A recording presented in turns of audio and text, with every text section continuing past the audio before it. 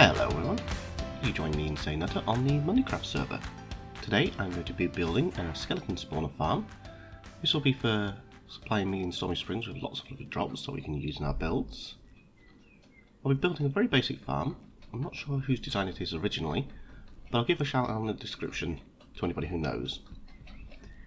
To start off, we want to light up the area to make sure that nothing spawns whilst you're building, and place a slab on top of the spawner to stop any skeletons spawning on top of that. Next, we want to make sure the spawn area is a 9x9 area, so I'll be back when I've done this. When you're making the area wider, you're making more space for the mobs to spawn, just like Mr. Skelly here. So a few extra torches won't go amiss. As we're still early on in the build, we can add in some redstone lamps so that we can put in a controllable lighting system later on. For the moment, redstone torches work just fine to power them. To be able to turn the lights on and off, all you need to do is run a simple redstone circuit around the back of them, and a lever to turn them on and off when the farm's not in use.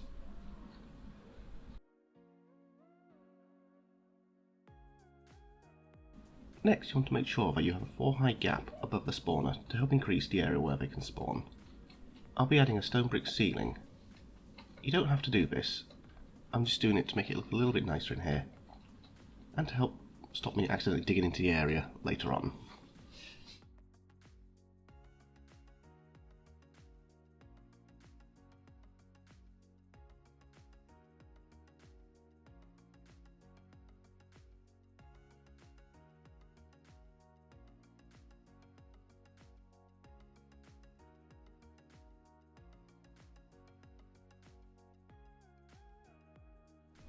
I've also added stone brick walls, just to help distinguish the area.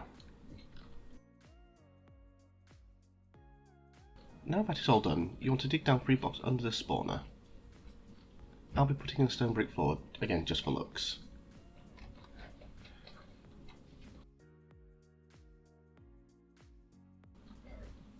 It's at this point where you want to decide where you want to have the bubble elevator to lift the skeletons up. When you know which side you want them to move towards, go ahead and place water buckets along the opposite wall. You can get away with using 2 water buckets as long as you create a water source as you go so you can refill from there.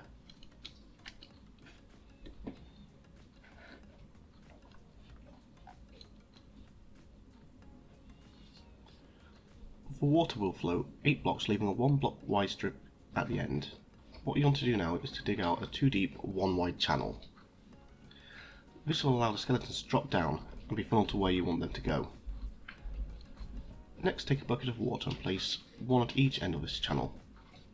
They will meet in the middle, pushing the skeletons towards this point. Next, you want to dig a channel 3 high, 1 wide and 3 back. This is where the skeletons will be funneled into your bubble elevator.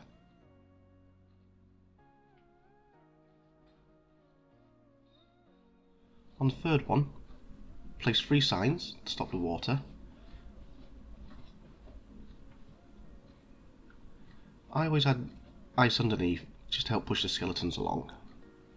They tend to jam up in this area and have to push each other into the elevator.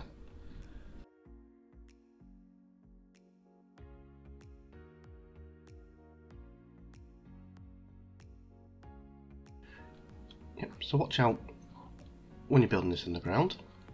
Other mobs are likely to spawn. Make sure you've lit up the entire area around. I'll be back once I've cleaned this up.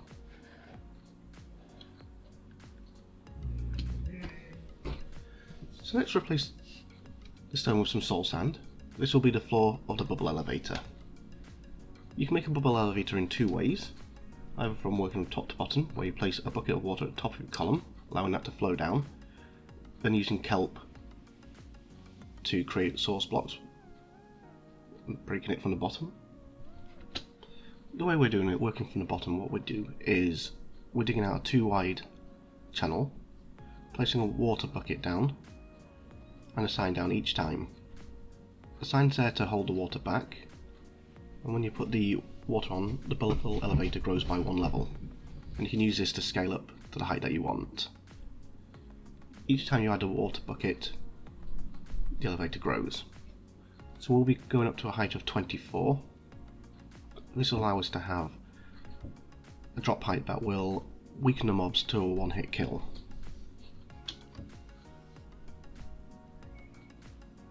I'll be back when we've done that.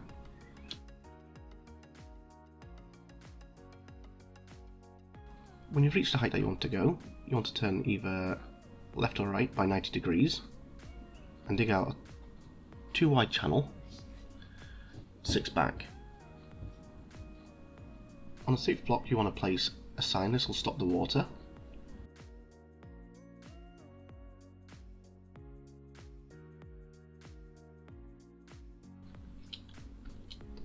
So on the 6th block where you've placed your sign, you want to start digging down 24. This will be your drop column. And at the bottom of the column is where the skeletons will come out.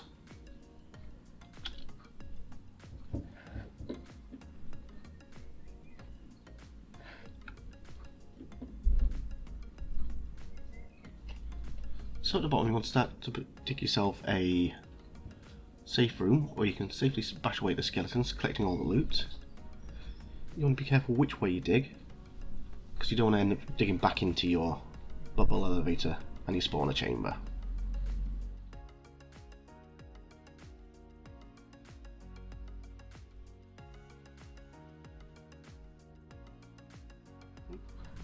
So we've dug a bit more space. I made a route back up to our entrance. Next thing up is to start to work on a kill and collect box. As we're adding a sorting system, we're going to shove a hopper facing in the direction that we want.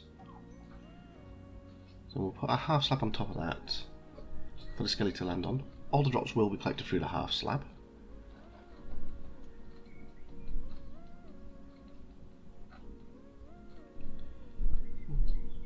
So we'll dig out some more area just to create our room.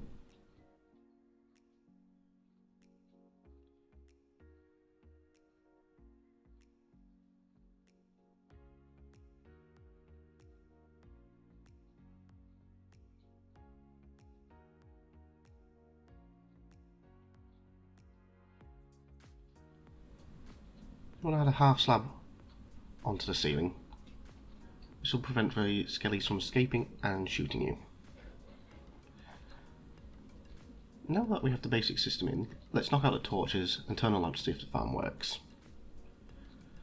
As we're knocking out the lamps, they're already beginning to spawn. So we'll close it up and head back into the kill room.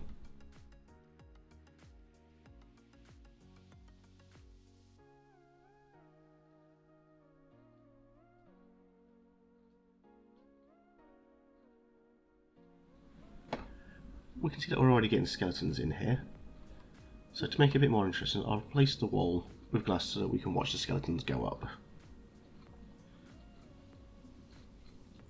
I'll be adding a sorting system to sort through all the drops. So I'll be back after I've done that. So here we have it, our complete farm with sorting system. We've tidied up the area, but it does look a little bland. So I'll be asking Stormy to come in when she can to make it look a little bit more presentable. If you liked the video, please give it a like and hit that subscribe button if you haven't done so already. If you'd like me to make a tutorial on the sorting system, let me know in the comments below and I'll get to work making one. Till next time, stay safe and well. Thank you for watching.